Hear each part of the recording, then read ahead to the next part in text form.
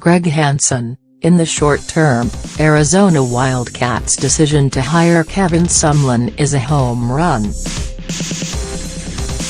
When he visited Tucson for the first time, 26-year-old Kevin Sumlin was 2 years removed from a full-time job as an underwriter for the American United Life Insurance Co.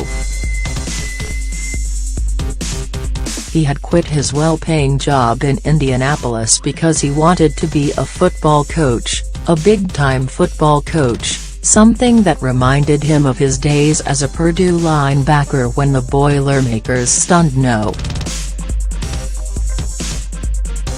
to Ohio State and number 7 Notre Dame in the first month of the 1984 season.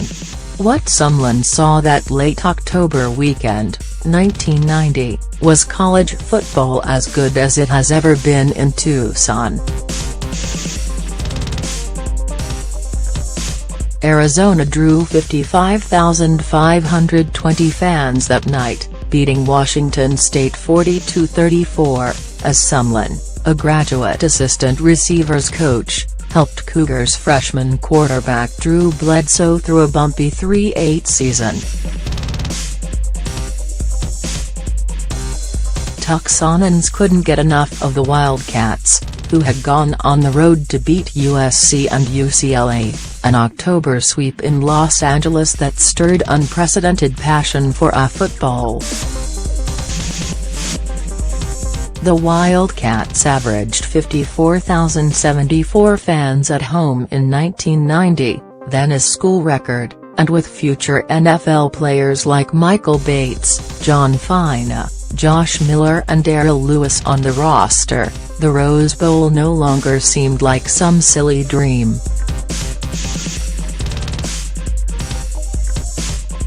Yada, yada, yada. Arizona has fired 4 football coaches in 18 years. Average attendance at the stadium was a sad 42,632 last season, and the school openly talks about reducing capacity so that there aren't so many embarrassing empty seats.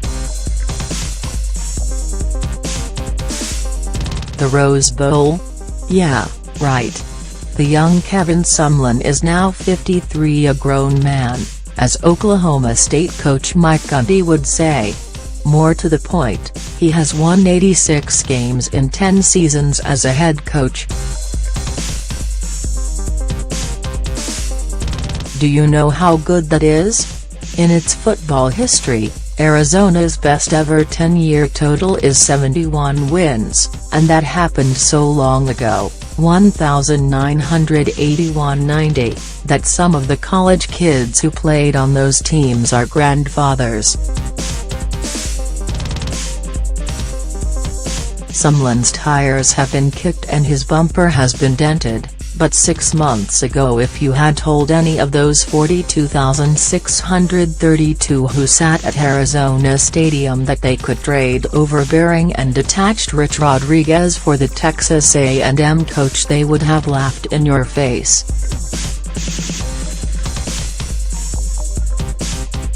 Right. What's the catch? There is no catch. Arizona had to pay Rich Rod $6.28 million to go away, but that's not your problem.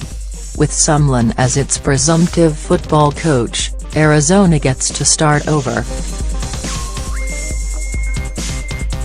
It's always the most feel-good part of a football off-season in Tucson, trading up, washing out a John McCovick and bringing in the young hotshot from Oklahoma, Mike Stoops.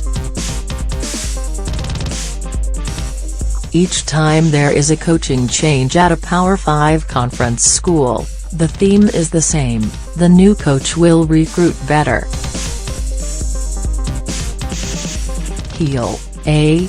make an impact in Phoenix and B. open up new recruiting markets in Texas and C. change the US's reputation in SoCal.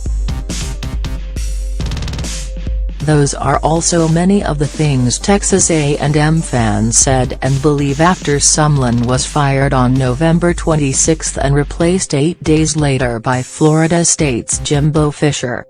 Hiring Sumlin is a risk. If you don't work out at a big-money SEC school, is it realistic to think you can make it go at mid-level Pac-12 program? Arizona infamously failed in its attempts to reconstruct the careers of fired Texas and Michigan coaches.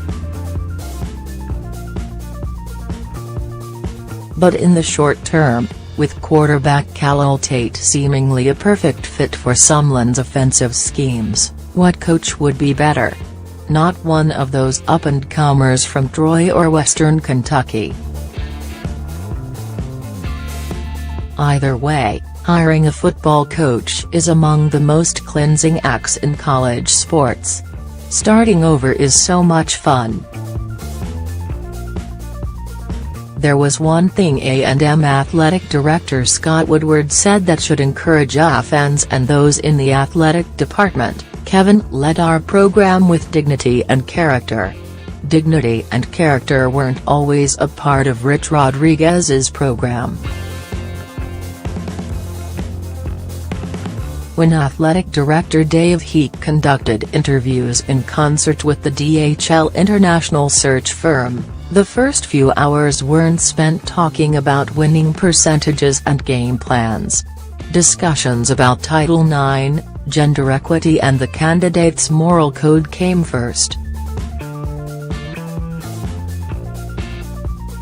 At an athletic department under investigation by the FBI and NCAA, a school that enabled Rodriguez to bully his players, staff and those in an extended audience, it had to look for more than a winner.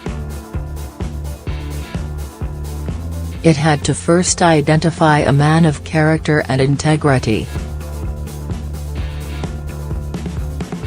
It would have been a more romantic story if Heek had been able to hire, say, former defensive coordinator Dwayne Akina, and announce that Akina was bringing a Wildcat legend like Chuck Cecil or Joe Salava to run the defense.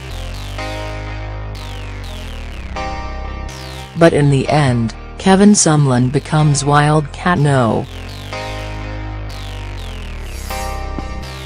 Who isn't jacked up?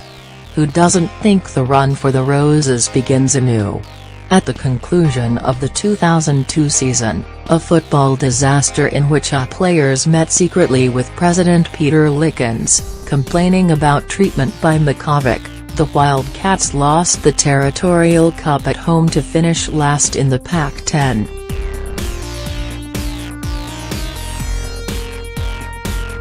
It was the final game future NFL Pro Bowl linebacker Lance Briggs played at Arizona, and a few minutes after the painful loss I asked him how he would remember his career. "No matter what happens," he said, "I'll always be a Wildcat." On Sunday, after news circulated that Sumlin would be hired by Arizona, Briggs tweeted, "All right. Welcome to Arizona football. Excited about our future. Bear down. Starting over is so much fun."